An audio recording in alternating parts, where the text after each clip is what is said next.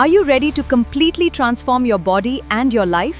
Experience 28 days to see the results. It is fully guaranteed. Fully guaranteed. Call or WhatsApp us today.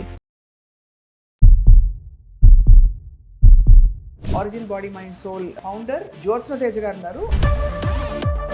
ఈ monsoon season లో body natural process ఏంటి? మెయింటెనెన్సా లేక లాసా? Body immunity పరంగా చాలా disturb అయ్యే అవకాశాలు ఎక్కువగా ఉన్నాయి. సడన్ సీజనల్ చేంజెస్ లో కూడా మనం ఇప్పటివరకు మంచి ఎండల్లో ఉన్నాం, సడన్ గా వర్షాలు పడుతున్నాయి. వీటన్నిటి వల్ల బాడీ దుంపలు తినద్దంటారు, ఆకుకూరలు ఎక్కువ తినాలంటారు. ఏ ఫుడ్స్ తింటే మంచి? రాగులు, మిల్లెట్ రైస్ లాంటివి కూడా మన ఫుడ్ లో యాడ్ చేసుకోవడం వల్ల ఈ సీజన్లో డ్రై ఫ్రూట్స్ని మనం ఫ్రై చేసుకొని వితౌట్ ఎనీ ఆయిల్ కానీ అట్లా చేసుకొని దాంతో మనం ప్లాంట్స్, వెజిటేబుల్స్ వీటికి సంబంధించినవి కనుక మనం ఎక్కువ తీసుకోగలిగితే సలాడ్ ఫామ్లో చాలా బాగుంటుంది. పచ్చికూరలు తినొచ్చునా? సీజన్లో మరి ఇన్ఫెక్షన్స్ కూడా పెరుగుతాయి. రా సలాడ్స్ కాకుండా చిన్న సాటేజ్ చేసుకొని ఈ సీజన్లో మరి నీళ్ళు ఎన్ని లీటర్లు తాగాలి? కిడ్నీస్ మీద భారం పడకుండా ప్రోటీన్ డైట్స్లో ఉన్న వాళ్ళు, వర్కౌట్ చేసే వాళ్ళు ఏం చేయాలి? ఈ సీజన్లో కంపల్సరీ ఎవరైనా సరే వర్కౌట్ అయితే చేయాలి. ఎందుకు అనంటే ఇన్సులిన్ రెసిస్టెన్స్ అంటే అసలు ఏం జరుగుతుంది బాడీలో?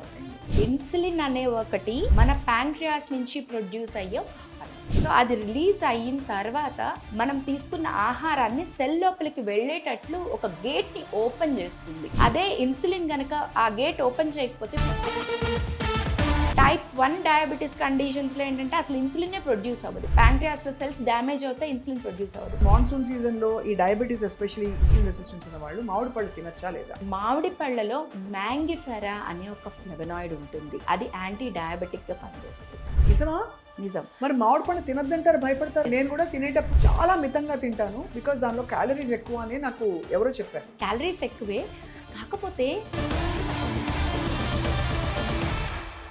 వెయిట్ లాస్ అవ్వాలా, వెయిట్ గెయిన్ అవ్వాలా, ఈ టైంలో ఈ క్వశ్చన్స్ అన్ని ఉన్నాయి. మనతో పాటు holistic integrative clinic origin body mind soul founder, అందరికీ సుపరిచితులు, డాక్టర్ జ్యోత్స్న తేజ గారు ఉన్నారు. ఆవిడ electro homeopathy, acupuncture, Su Jok, naturopathy, Ayurveda అన్నిట్లో కూడా నిష్ణాతులు, అన్నిట్లో క్వాలిఫైడ్ అనమాట. సో జ్యోత్స్న గారిని అడుగుదాం అసలు ఎలా మన జీవితాన్ని మనం మలుచుకోవాలి ఈ సీజన్లో. హలో అండి డాక్టర్ గారు. నమస్తే. సో ఫస్ట్ ఆఫ్ ఆల్ ఈ మాన్సూన్ సీజన్లో బాడీ న్యాచురల్ ప్రాసెస్ ఏంటి? అంటే అది మెయింటెనెన్సా, ప్రిజర్వేషనా లేక లాసా, డీటాక్సా? మాన్సూన్ సీజన్ అంటే చుట్టూ కూడా మనకి వర్షంకి సంబంధించిన పరిస్థితి ఎక్కువగా ఉంటుంది. బాడీ ఇమ్యూనిటీ పరంగా చాలా డిస్టర్బ్ అయ్యే అవకాశాలు ఎక్కువగా ఉంటాయి. వర్షం వల్ల వాటర్ పొల్యూషన్ ఇవన్నీ కూడా బాగా పెరగడం వల్ల బ్యాక్టీరియల్ ఇన్ఫెక్షన్ కానీ వైరల్ ఇన్ఫెక్షన్, కోల్డ్, కఫ్ లాంటివి బాగా పెరిగే అవకాశం ఉంటుంది. సడన్ సీజనల్ చేంజెస్లో కూడా మనం ఇప్పటివరకు మంచి ఎండల్లో ఉన్నాం, సడన్గా వర్షాలు పడుతున్నాయి. వీటన్నిటి వల్ల బాడీ ఆ టెంపరేచర్ వేరియేషన్స్ని అడ్జస్ట్ చేసుకోవడానికి టైం పడుతుంది. ఈ టైంలో కనుక ఇమ్యూనిటీ తక్కువగా ఉంటే ఇన్ఫెక్షన్స్ వాటిని బారిన పడడానికి అవకాశాలు ఎక్కువగా ఉన్నాయి. రెండోది మస్కిటోస్ వల్ల ఎక్కువగా మనకి మస్కిటో బైట్స్ ఇవన్నీ కూడా ఉండడం వల్ల కూడా ఇప్పుడు ఇమ్యూనిటీ తగ్గినప్పుడు ఎక్కువ ప్రాబ్లమ్స్ ఉంటాయి. And allergy. So no doubt urban population అందరిలో కూడా because of much pollution and sudden climatic changes, because of less immunity, వాళ్ళలో skin allergies and lung allergies ఇవన్నీ కూడా చాలా కామన్గా వచ్చే అవకాశాలు ఎక్కువగా ఉంటాయి. సో మరి చాలా జాగ్రత్తగా మన డయట్ని ఎట్లా మార్చుకోవాలి ఫస్ట్ ఆఫ్ ఆల్ చెప్పండి. ఈ టైంలో అంటే కొన్ని సీజన్స్లో దుంపలు తినద్దంటారు, కొన్ని సీజన్స్లో ఆకుకూరలు ఎక్కువ తినాలంటారు. ఇలాగా ఏ ఫుడ్స్ తింటే మంచి జ్యోత్స్న గారు ఈ టైంలో? సో వర్షాకాలంలో మనం ఎక్కువగా హీట్ జనరేట్ చేసేటువంటి కనుక ఫుడ్స్ తీసుకోగలిగితే బాగుంటుంది. సో రాగులు, మిల్లెట్స్ అనేవి ఈ టైంలో చాలా బెస్ట్ సజెస్టెడ్ ఫుడ్ అని చెప్పచ్చు. సో దాన్ రైస్ అండ్ గోధుమలు లాంటివి కూడా మనకి, అంటే చపాతీలు, పుల్కాస్ లాంటివి కూడా మన ఫుడ్లో యాడ్ చేసుకోవడం వల్ల ఈ సీజన్కి అది బెనిఫిట్ ఉంటుంది. అంటే ఎక్కువ హీట్ జనరేట్ అవ్వాలి మన బాడీ నుంచి. సో ఫుడ్ రిలేటెడ్గా చూస్తే డ్రై ఫ్రూట్స్ లాంటివి ఈ టైంలో అవాయిడ్ చేయడం మంచిది. ఎందుకంటే డ్రై ఫ్రూట్స్ అనగానే మనం వెంటనే వాటర్లో సోక్ చేసుకొని తీసుకోవాలనే విషయంలోనే ఉంటాం. అయితే ఈ సీజన్లో డ్రై ఫ్రూట్స్ని మనం ఫ్రై చేసుకొని, అంటే ఎయిర్ ఫ్రై లాగా చేసుకొని వితౌట్ ఎనీ ఆయిల్ కానీ అట్లా చేసుకొని దాంతో మనం లడ్డు లాంటివి చేసుకోవడం వల్ల, బెల్లం కలుపుకొని కానీ లేకపోతే హనీతోటి కానీ ఖర్జూరంతో కానీ చేసుకోవడం వల్ల వాటర్ కంటెంట్ ఎక్కువగా ఉండేటట్లుగా మనం డ్రై ఫ్రూట్స్ని చేసుకొని వీటిని మనం ఇమ్యూనిటీ లడ్యూస్గా కూడా మనం జనరల్లీ ప్రచారం చేస్తూ ఉన్నారు కదా. అవును. సో ఫ్లాక్స్ సీడ్స్ లాంటివి కూడా యాడ్ చేసుకొని ఈ లడ్డూస్ తినడం వల్ల, అంటే మనం తినే ఆహారం అదే, కాకపోతే దాన్ని వాడే విధానం మారుతుంది సీజన్ టు సీజన్. రైట్. అవును. ఎక్కువ వేడి చేసి హీట్ చేసే పదార్థాలు మంచివని చెప్తున్నారు. ఈ సీజన్లో మరి దుంపకూరలు అవి తినచ్చా జ్యోత్స్న గారు? మామూలుగా దుంపలు మనం వింటర్లో తినమని చెప్తారు. సో మరి ఇది ఎటు కాని సీజన్. ఒకవైపు మనకి వర్షం పడుతుంది, చల్లదనం ఉంది అనుకుంటాం, కానీ తేమ, హ్యూమిడిటీ కూడా బాగా ఎక్కువగా ఉంటుంది. సో ఏం చేయాలి? సో దుంపల్లో ఎక్కువ కార్బోహైడ్రేట్స్ ఉంటాయి. ఈ సీజన్లో మనకి కార్బోహైడ్రేట్స్ యొక్క నెసెసిటీ అంత ఎక్కువగా ఉండదు. రైట్. సో అందువల్ల దుంపలు అనేది ఈ సీజన్లో అంత పెద్ద సజెస్టెడ్ కాదు.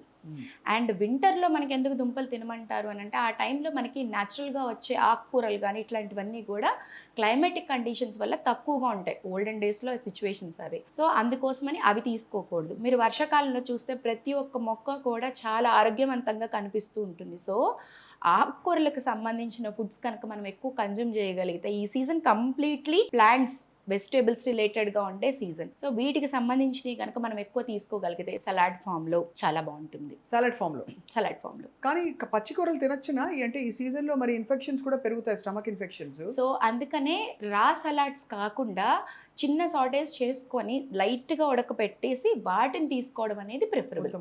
కాకపోతే వెజిటేబుల్ కన్సంప్షన్ అనేది ఎక్కువ ఉండాలి.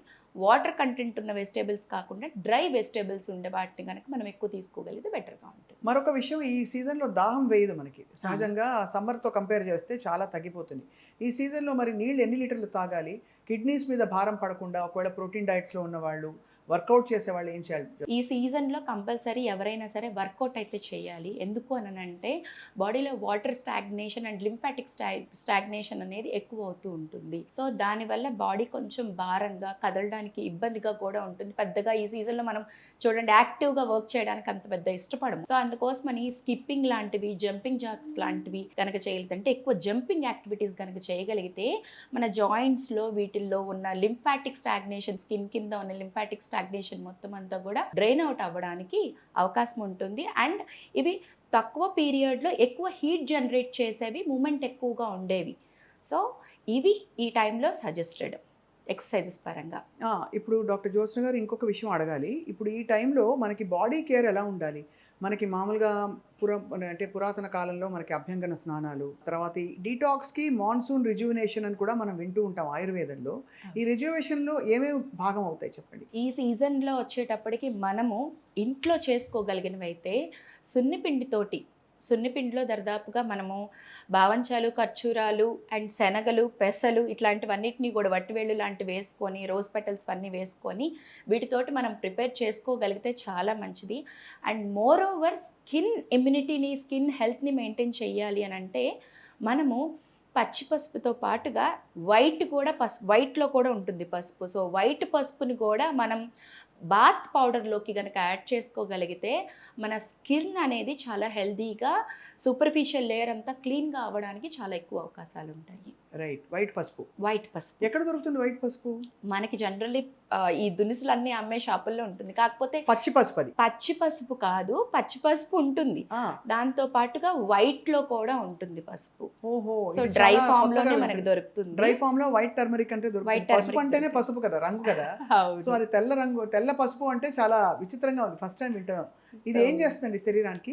సో స్కిన్ పైన ఎక్స్ఫోలియేషన్ కోసం చాలా బాగా హెల్ప్ అవుతుంది. అండ్ స్కిన్ పోర్స్ ఓపెన్ అవ్వడం కోసం చాలా బాగా హెల్ప్ అవుతుంది వైట్ పసుపు.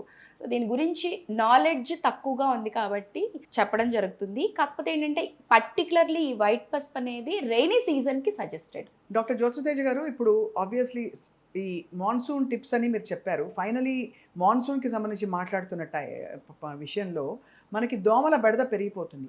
అయితే మస్కిటో కాయిల్స్ పెడితే పొగొస్తుంది, దానివల్ల లంగ్స్ అన్ని క్లాగ్ అప్ అయిపోతాయి. దాంతోపాటు మనకి మస్కిటో రెపెలెంట్స్ పెడితే కూడా చాలామందికి మీకు తెలుసు ఆస్మా అవన్నీ వస్తూ ఉంటాయి.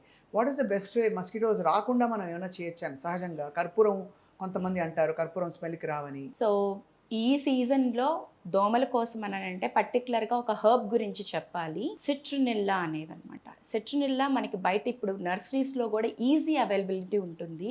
మనం ఆ సిట్రునిల్లా ప్లాంట్ తీసుకొని వచ్చి, మనకి ఎక్కడైతే కిటికీలు ఉంటాయో ఒక చిన్న ప్లాంటే అది. సో చిన్న పాట్లో పెట్టుకొని కనుక మన కిటికీల్లో కనుక పెట్టుకోగలిగితే ఆకు నుంచి వచ్చే అరోమా ఆయిల్స్, ఎసెన్షియల్ ఆయిల్స్ మనకి దోమలు రాకుండా న్యాచురల్గా ఆపుతుంది. దాంతోపాటుగా మనకి సిట్రునిల్లా ఎసెన్షియల్ ఆయిల్స్ బయట అవైలబుల్గా ఉన్నాయి మార్కెట్లో. సో వాటిని తీసుకొని వాటిని కనుక మన బాడీకి అప్లై చేసుకోగలిగితే వెరీ న్యాచురల్, స్కిన్కి ఏమీ కాదు. ఈ మస్కిటో రిపెలెంట్సే మెయిన్గా మనకి ఆస్తమా ఎక్కువ అవ్వడానికి కారణం అవుతున్నాయి. సో వాటి నుంచి మన బాడీని మనం ప్రొటెక్ట్ చేసుకోవాలంటే సిట్రినెల్లా ఎసెన్షియల్ ఆయిల్ అనేది చాలా చాలా ఇంపార్టెంట్. ఓకే, సిట్రినల్ ఎసెన్షియల్ ఆయిల్ని మనం ఏంటి నూనెలో కలిపి నూనెలో కలుపుకొని, కొబ్బరి నూనెలో కలుపుకొని అప్లై చేసుకోవచ్చు. అండ్ పర్టికులర్లీ రైనీ సీజన్లో నువ్వుల నూనె సజెస్టెడ్, విచ్ ఈస్ అది మనకి హీట్ జనరేట్ చేస్తుంది కాబట్టి. కొబ్బరి నూనె అన్ని సీజన్స్లోనూ అసలుకి ఏ బాడీలో న్యూట్రల్గా ఉంటుంది. అయితే నువ్వుల నూనె వచ్చేటప్పటికి ఈ సీజన్లో సజెస్టెడ్.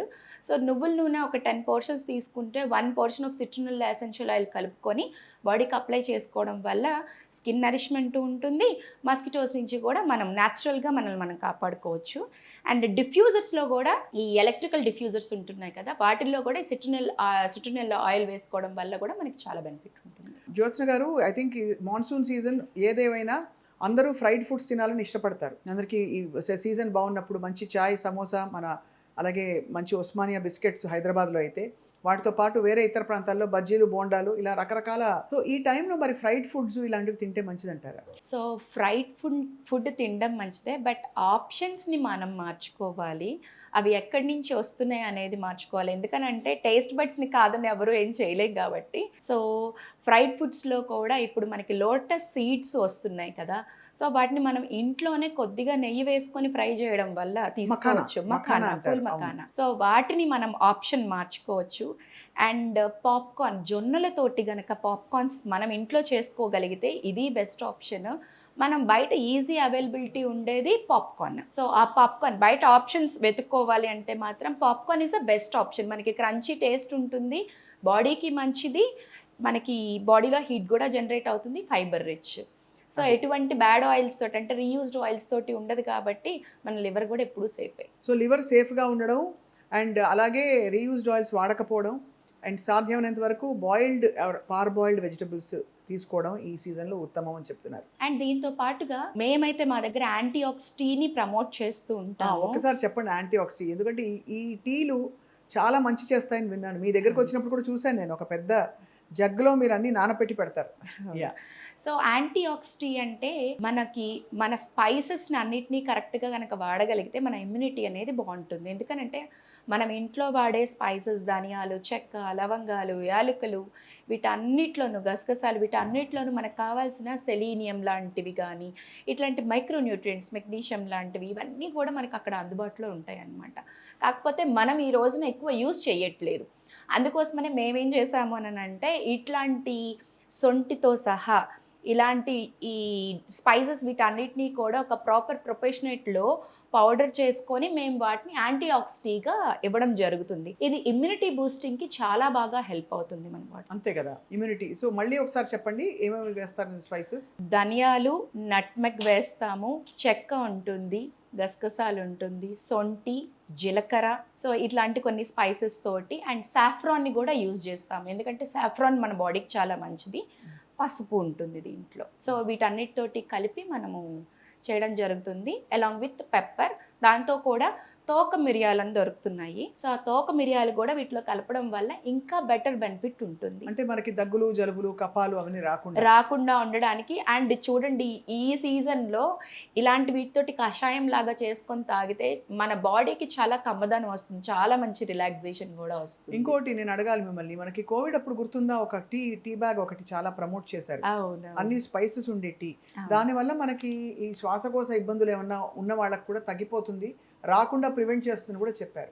అవును. సో ఇది అలా ఇంచుమించు అలాంటిది, ఇంచుమించు నమక్ అన్ని ఉన్న ఒక టీ బ్యాగ్ అన్నమాట.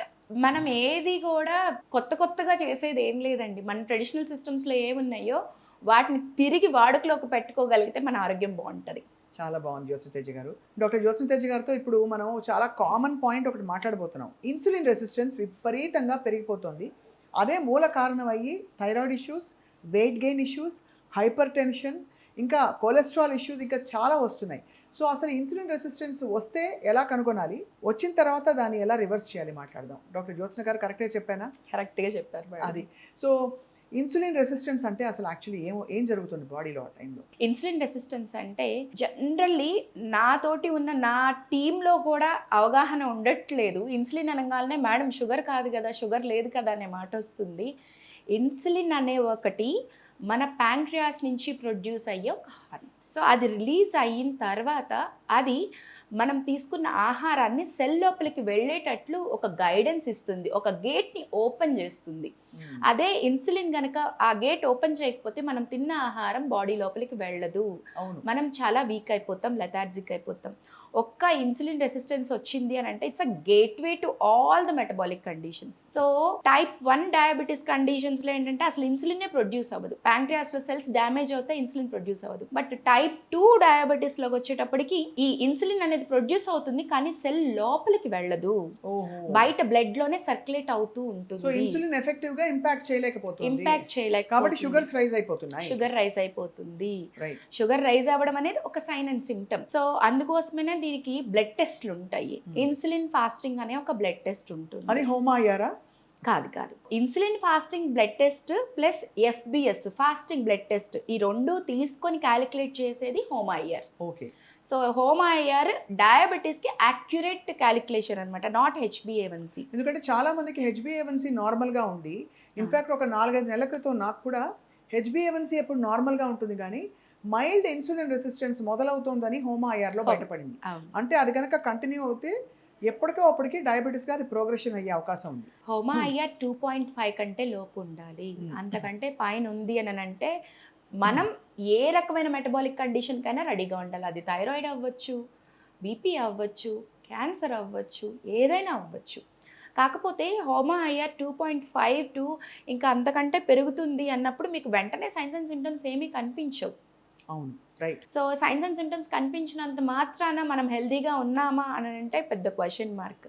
మన అందరం కూడా ఒక మంచి నాలెడ్జ్ తోటి బ్లడ్ టెస్ట్లకు వెళ్తున్నాం. ఈసారి నెక్స్ట్ బ్లడ్ టెస్ట్లకు వెళ్ళేటప్పుడు fasting blood sugar, insulin fasting, ఈ రెండు కంపల్సరీ చెక్ చేసుకోవాలి. అది అప్పుడే తెలుస్తుంది మనకి యాక్చువల్గా ఏం జరుగుతుంది. And the third major marker cortisol level. అమ్మో, ఇదైతే చాలా స్ట్రెస్ కి కూడా ముడిపడి ఉన్న ఒక విషయం. ఖచ్చితంగా, ఎందుకనంటే స్ట్రెస్ ఎక్కువ అవుతుంటే ఇన్సులిన్ రెసిస్టెన్స్ పెరుగుతుంది. అంతే కదా. కార్టిసాల్ 30 లోపు ఉండాలని అంటారు. Cortisol normal limit 22, but 30 above ఉంది అని అంటే అది చాలా హైగా ఉంది అని అర్థం. సో 22 to 30 మధ్య ఉండే వాళ్ళకి ఏం చెప్తారు? 22 to 30 ఉండే వాళ్ళకి ఒకటి మేడం, స్ట్రెస్ ఇంటర్నల్గా జనరేట్ అవుతుంది, ఎక్స్టర్నల్గా జనరేట్ అవుతుంది.